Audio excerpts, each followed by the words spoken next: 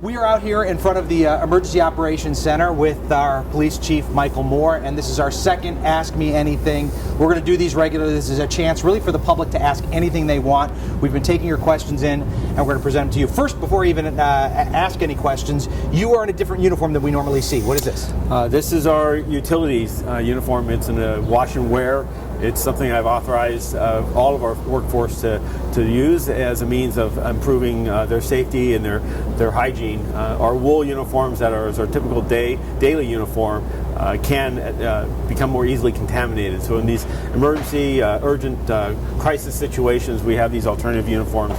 I'm wearing it as a means of encouraging all of our people to take advantage of that and in an effort to help improve their safety. Great, and I'm trying to keep a good distance away, so we're following that social distancing that we're asking all of you to do at home. So here's the first question. This comes from AVBR3. Good afternoon. Given the recent events, and it's morning right now, but good afternoon to you is what he says.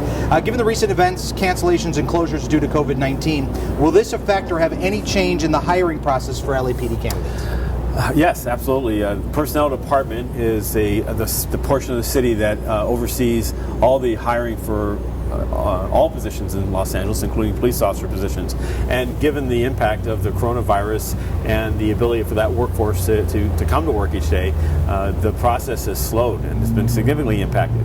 So what I ask is that we're working on this issue now, looking what aspects of this process can perhaps the department assume, offer staff or resources to improve the process. We need to hire 500 personnel this year, sworn personnel, men and women of the organization, and this stop right now, it gives me a significant amount of concern relative to the consequence 3, 6, 9 months from now, as we have people retiring from the organization and we're unable to hire new individuals. So it's a strategic issue right now for us, but we're working on it. And if there's an applicant out there that we're hiring and we're interested, particularly women and African American candidates, we want you to apply and recognize that we're going to do everything we can to hire, to identify those that are qualified and to get them in the academy as soon as possible. So a little hiccup night now, but don't be discouraged. We're still hiring. We're still in the business of hiring. Absolutely. This comes from Edu Yorkie.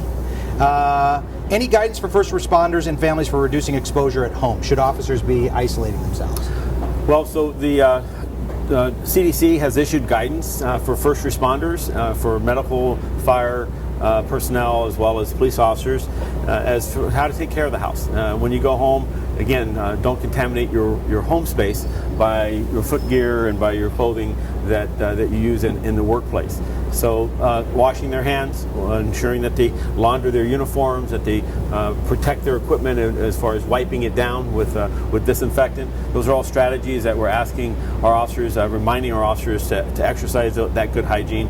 We have this really in the workforce as a typical expectation, but right now, particularly with the high, what we understand the coronavirus to have is high level of being a contagion, is that we really wanted to double stress the need for this. And we are, when we do identify a department employee that has been infected in some way, shape, or form, we take drastic steps to ensure that the area is disinfected, that employee works in. Yes, so we've had unfortunately, a number of our officers have come down with coronavirus, and there's protocols in place now where anyone who has flu-like symptoms, we ask them to stay home, to not come to work. And then if there's people who are at work that are later found to have caught the coronavirus, then we're doing an immediate top to bottom disinfectant or sanitizing of their workspace. Now there's time at home. The LA County health officials and medical professionals are working with those individuals to direct them how to isolate themselves within the home. The virus is, some of the characteristics of the virus, of course, are very troubling and very scary, but there's other aspects of it that also show that we can take relatively simple steps in isolating a person. They don't have to be an entire different house. A simple step such as just a room that they exist within, and people can deliver food or supplies to them, so to speak. It doesn't transmit through walls, and so you don't have to have extraordinary measures, but you should, if you come down with flu-like symptoms, isolate yourself right away. as an effort to keep down the chances of that transmitting to a loved one or a family or workmate. And then in that isolation, you should be there for, I think it's about a 14-day period is what I believe the current guidance on that is. Okay, this now comes in from Facebook, and David Slavitt asks, is it illegal for tents to be up during the day now? Has that changed? So what our practice right now is, given the impact of the coronavirus on our homeless population, is that we're using what's called the rainy day criteria, which allows for tents and structures in public places to be erected and to stay to stay assembled during day and nighttime hours. Now, there is a prohibition. They can't block walkways and entrances such as this door here.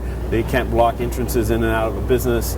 ADA, American Disabilities Act, says that we need to have a certain amount of guidance where people with disabilities can still access public walkways. So they're not allowed blocking those walkways, blocking those entrances, but they are allowed during the day to be up. This comes in from Instagram, Mustang V62000. Are first responders getting the equipment that they need? I think so. I mean, we've ordered hundreds of thousands of masks, added gloves, goggles, the basic personal protective equipment. We've increased our disinfecting and our cleaning of our stations and of our vehicles. So this is an ongoing battle. We're fighting a virus, and so the way to fight that is with added resources and added attention. I'm sure that there's gaps, and we're trying to identify as those gaps occur and make sure that we have added those replenishment of those supplies. And we're trying to stay ahead of this. We recognize that this is not just something here in Los Angeles, but it's something occurring across this region, across this country, and across this world. Proud of America, though, in that its ingenuity is that we're starting to see newer supply chains, more of the industry starting to focus its engine, if you will, on producing those vital supplies. Okay, and last one comes in from Twitter. This is @BoxingBoy94, and they say that they've heard rumors that people have received large fines for walking in groups. Any truth to this? I don't.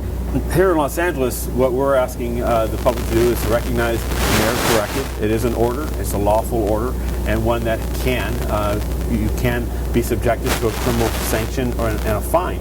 But today, we've found that the vast majority of Angelenos are honoring that directive. They're practicing social distancing. They're not going to non-essential activities.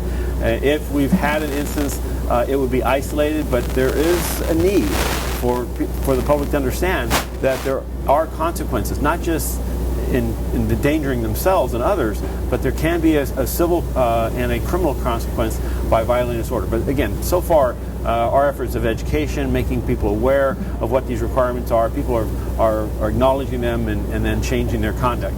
But I do worry that in the coming days, because this is such an invisible issue at times, that people will get tired. And I'm just going to ask everyone in our community to practice good hygiene, practice good social distancing, honor the order, stay home. You're safer at home than anywhere else, and we'll get through this together. Outstanding. I know you're very busy, and I appreciate you taking the time for this, so we will do this again.